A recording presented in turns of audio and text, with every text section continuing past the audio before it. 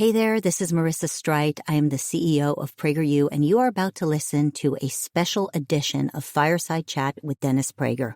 Those of us here at PragerU are continuing to do the very important work that we've been doing with him for over 10 years. We are educating millions of young people online. We have state partnerships to bring our content into schools and so much more. You can head over to PragerU.com to see the progress that we've been making. Also, I'd love to invite you to support our mission by donating to our 501c3. It is a nonprofit. Your tax-deductible donation will go to an institution of higher learning that actually shares your values. So enjoy your podcast, and thank you so much for all your support.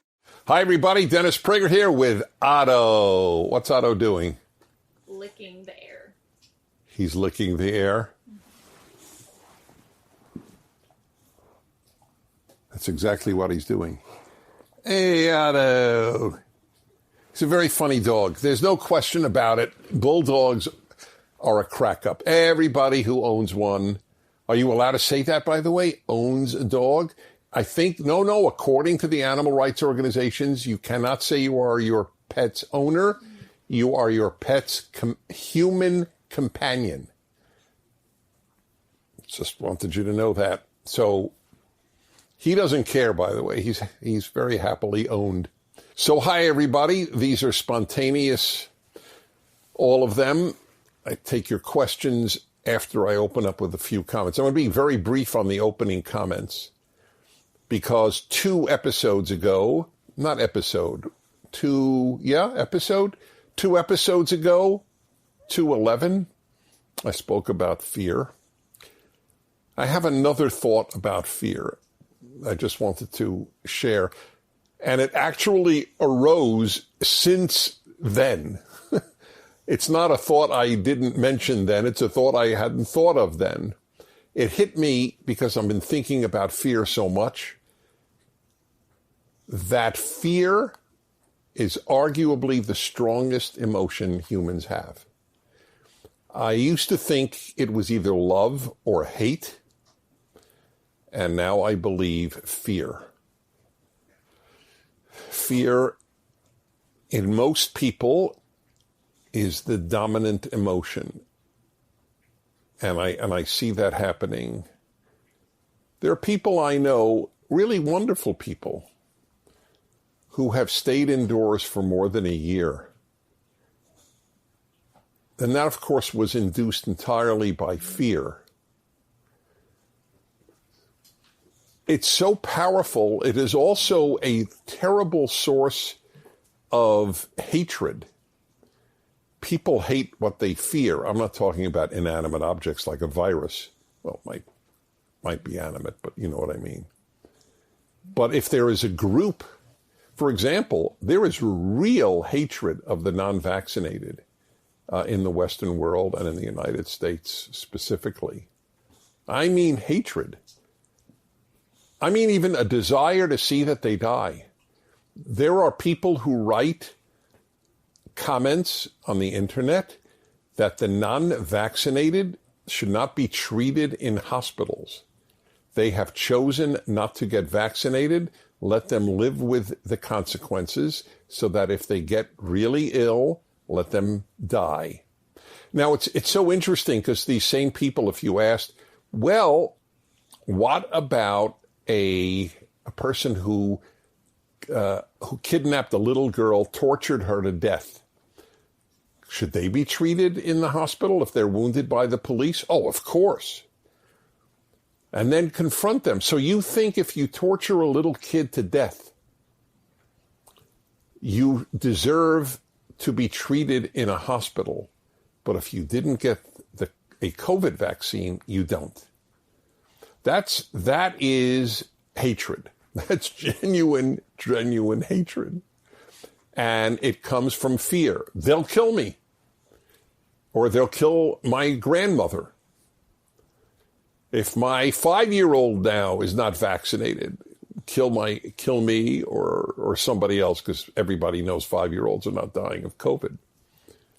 So they'll kill somebody. Anyway, fear is the way in which totalitarian regimes focus hatred onto a group. In communist countries, that is how they focused hatred on, let's say, landowners or business owners or the bourgeoisie, the middle class, the capitalist. You should fear them. They are trying to hurt you. That's how the Germans did it with the Jews. It was fear of the Jews that enabled people to accept the horrors of what the Nazis did to Jews. Fear is really scary. As odd as that sounds, fear is frightening. So it's not only good for you, it's also horrible for others to live in fear. That I spoke about last time. So the question has arisen by people who take these fireside chats to heart. How do you become a less fearful person? And like just about everything else in life, it's a choice you make. What is the difference between a courageous person and a non-courageous person? It is not that the courageous person does not have fears. It's that they don't act on them. In the arena of fear and courage, I am a behaviorist like I am in every other area. Act what you believe you should do. So it started with my understanding of happiness. You should act happy even if you don't feel happy. If you have physiological, neurological issues that absolutely prevent you from acting happy, that's a separate issue. But for most people, you can act it even if you don't feel it. That's a very big deal. That is the biggest deal in life. To not allow feelings to determine your behavior. You behave the way you should. You don't behave the way you feel. That's the most important moral lesson there is. What are my shoulds, not what are my feels? Act on feelings, you will lead a miserable, narcissistic, and probably bad life. So, with regard to fear, I would argue the same thing. You won't get rid of your fears. Well, you will eventually, to a certain extent. But you can't wait until your fears leave you to act less fearful. You act less fearful, and then the fears will begin to leave you. That is the way it works. Get the hell out of your house. And one way to understand it is I have to weigh the pathetic life I'm living cooped up in my house for a year and a half, or not allowing my children to play with other children because I am fearful for them, even though there's virtually zero chance of their getting very sick, let alone dying from COVID. Preventing your children from playing with other children might have a permanent detrimental effect. Or having them wear masks and not seeing faces for a year and a half now, or more than a year and a half. These are bad things, and they're all the results of fear. So you just decide one day, my children must play with other children. I must get out of this house. Now, in the final analysis, you have to grapple, I guess, with the question of, gee, what if I get sick? Okay, so you got sick. What if you die? It's not a good thing to die, certainly prematurely. It's not a good thing to die probably at any age. It's a lousy end to life. But you can't be absorbed with, what if I die? That can't be the animating question of a good life. As I said, and I've had this attitude my whole life. I adopted it, I think, as early as high school. I would like to live long, but it is more important to live fully. It is more important to live fully than to live long. That's really something important to remember. I have not led my life guided by the question, what if I die? If you do, you won't do anything. I would never have visited 130 countries. Some of them were dangerous.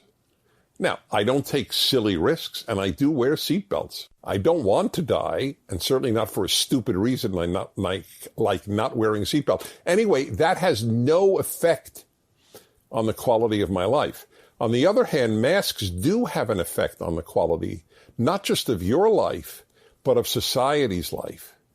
Not seeing people's faces for over a year and a half, we pay a price for that. People, I read all the time, what's the big difference? A little piece of material over your face. You have to be kidding. A piece of material over your face is a veil. People who wear veils, like in the Middle East, women who wear veils, many of us, certainly I, have said for years it's dehumanizing. It's literally dehumanizing. The human is known by their face, not by their arm, not by their leg or stomach. You're known by your face. Hide your face, you hide you. I think it's awful not being able to see people's faces for this long. We are paying a real price, and kids are paying a worse price. Not seeing other kids' faces and not seeing adults' faces. Anyway, another time. It doesn't happen often, maybe 20 times out of 213. But I don't own him. That was a joke. I do own him, but I don't control him.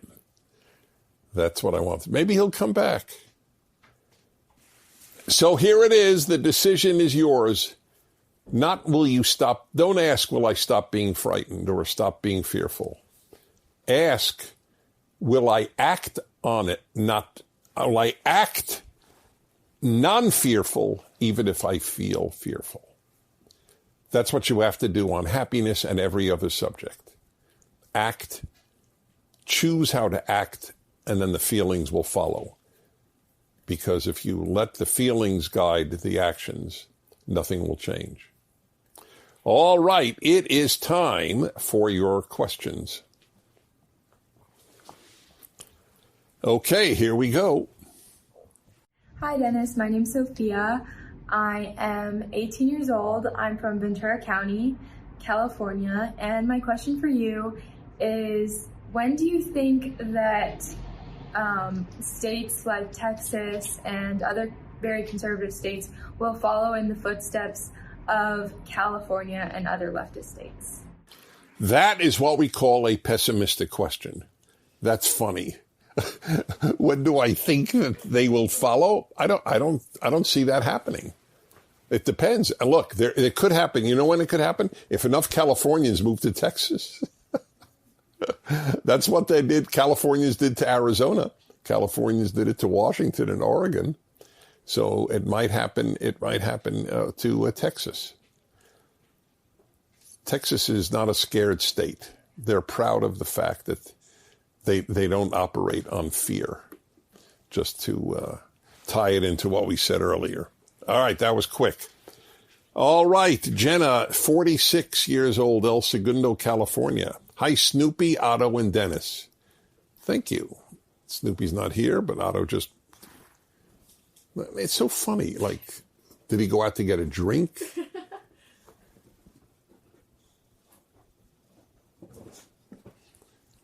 God, was that graceful. That's his middle name, Graceful. Hi, Snoopy, Otto, and Dennis. I can't even tell you how much I appreciated your Don't Raise Fearful Children fireside chat. There we go. I'm a single mama raising an 8-year-old boy and a 2-year-old girl. My son's father is one of the most fearful people I have ever met. He leaves his packages on the patio for 3 days after a full antibacterial wipe down.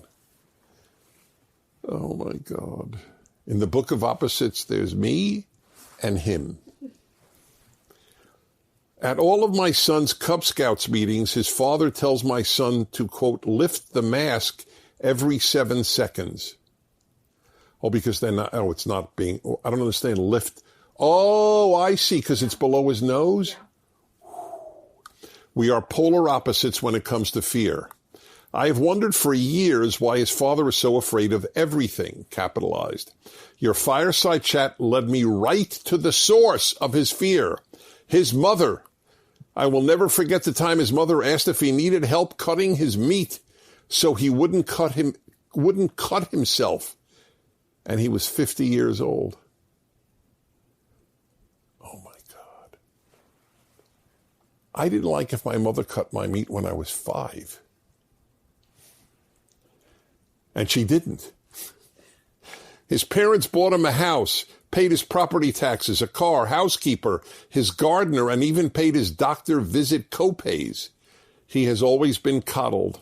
My son's father thinks a good parent is a helicopter parent. How do I ensure that my son isn't a scaredy cat shaking in the corner of life, but instead takes calculated risks to discover, navigates his way through challenges, and learns by doing life? One tough mama, Jenna. Yeah, you're my kind of woman, Jenna. You know what? The kids are lucky they have you. Here's a very interesting question here. Can a healthy parent compensate for an unhealthy parent? He's very restless today. By the way, there he goes. Okay, bye-bye. This is a very interesting question. Can a healthy parent compensate for an unhealthy parent, or does the unhealthy parent overcome the health of the healthy parent? I don't have a standard answer on it. It would be interesting to ask 100 psychiatrists or psychologists. I don't know, or just 100 people who had both. My sense is that the healthy parent has that advantage. I think you can undo your scaredy cat husband. So that's the good news. You just continue without necessarily bad-mouthing him. I don't think parents should bad-mouth another parent, even after divorce. But just say, look, that's not my attitude toward life. Go out there and conquer the world. Samantha, 33, Portland, Oregon. Hi, Dennis, and hello to the usual suspects. That's you guys. I recently started listening to your Fireside Chats and PragerU videos. I wish I had known about them in college. Let's see, she's 33. She was in college 10 years ago. We weren't in existence. So you can drop the regret. I wish I had known about them in college so I could better and more confidently defend my position. Though PragerU started about halfway through my years there. Oh, all right. Good. I was thinking the other day about men versus women and wondered your thoughts on the idea that women use their words as weapons. Extreme feminism tries to portray women as less violent than men. I agree women are less prone to react physically to a situation, but this is in part because we tend to wound with words. It is not because women are more moral than men. This is the assumption in statements such as, if women were in charge, there would be no more war, thank you. Well, you're a quality woman, because the trick is to be able to be objective about your own sex, your own group, your own religion, your own anything. And you are. That is exactly right. So here's my theory. There are as many awful women as awful men. There are as many wonderful women as wonderful men, and vice versa, obviously. That is a very, very deep belief of mine. But they express their characteristics in different ways. Women's awfulness comes in its direction. Women are disproportionately involved in tearing down our universities and high schools and elementary schools. They just are. but they're not doing it physically. Men are disproportionately involved in murder and rape and theft. There you go. That's correct.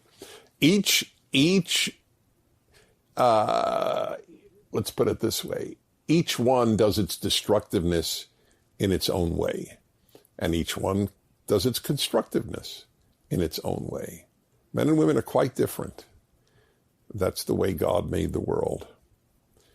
But this notion, if women ran the world, I'm watching it take place in the United States, watching it take place in New Zealand, where the woman who was prime minister said, if you don't hear it from the government, it isn't true.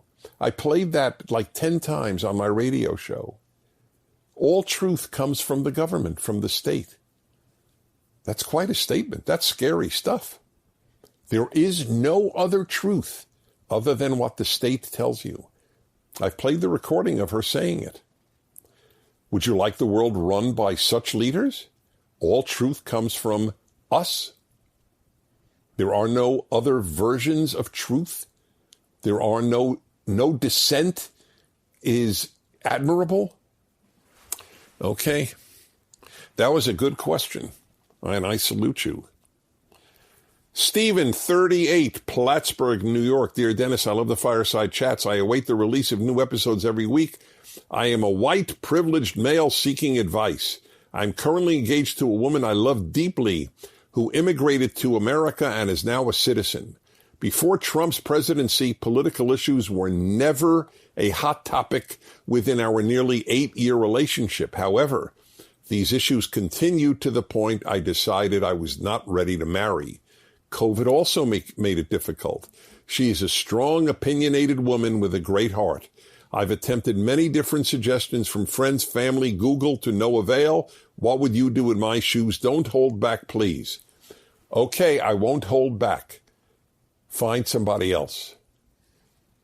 If you're already married, I have different suggestions to people on how to work out very big differences, whether it's COVID or politics.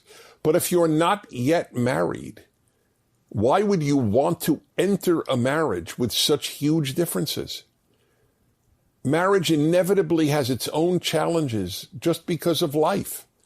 Why would you want to add, we don't share some very basic values?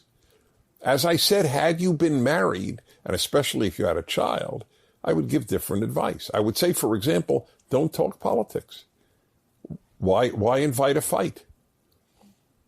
But obviously you're suppressing a big part of yourself if you don't talk about those things. But it's worth suppressing that part of yourself to keep a marriage happy. But you're not married. So what's, I don't even know what the question is. I know what the question is. You love her.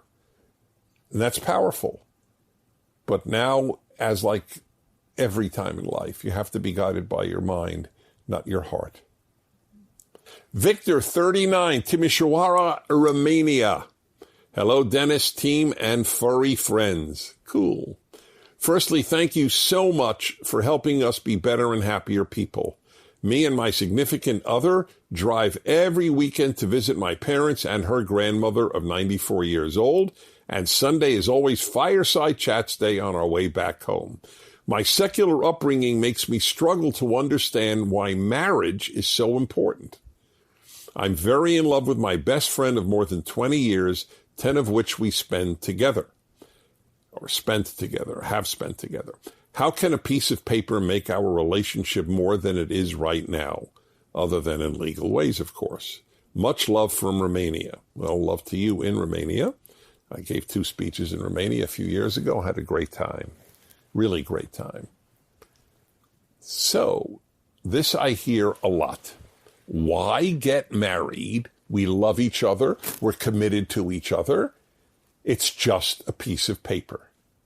So I turned the question around 180 degrees.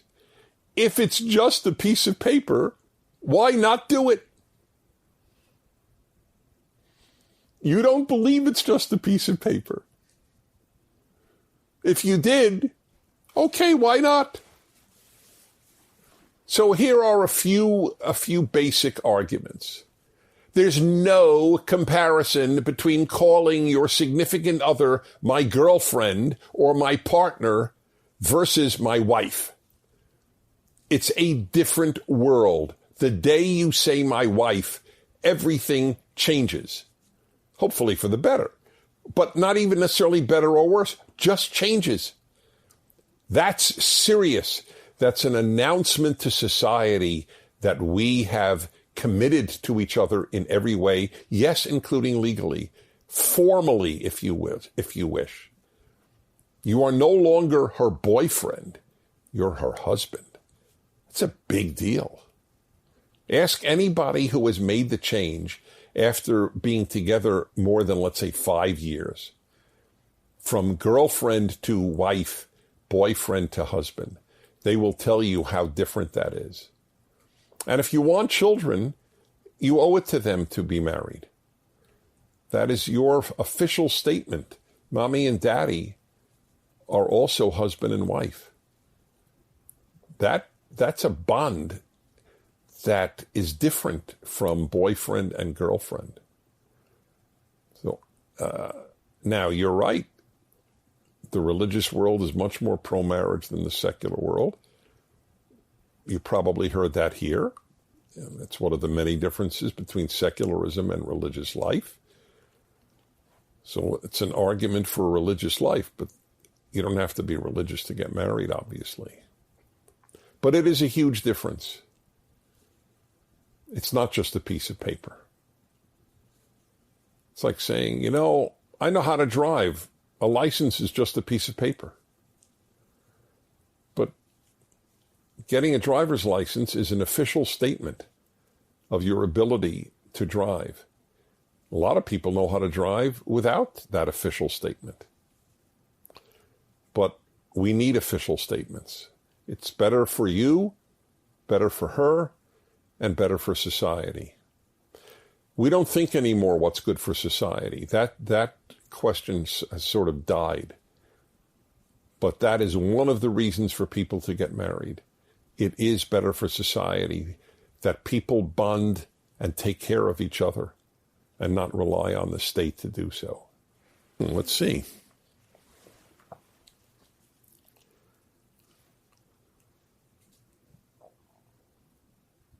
Oh boy. All right, here's a depressing one to end with.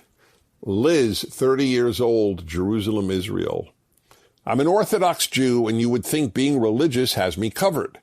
Maybe it would be enough if I didn't deal with chronic depression, but as it is, I don't see much of meaning to life, and I wish I had never been born. How can I find my meaning or just any meaning to help me in the more difficult days? I do think it's important to add, I'm not in any danger of self-harm, just deep misery. Thank you. I love your fireside chats, by the way. Well, my heart goes out to you. You're 30 and you wish you hadn't been born. I can't say that I've met many people who wish they hadn't been born. That was a very revealing statement, and it hit me hard that you're walking around thinking that. It is clear you are clinically depressed. My argument that most people should act happy even if they don't feel it is not really applicable to people who have clinical depression. So for people like you, that's why they have psychiatric drugs. Have you tried any? Maybe manipulating some aspect of your brain will have you look at life differently. Without obviously speaking to you, and I'm not a psychiatrist either,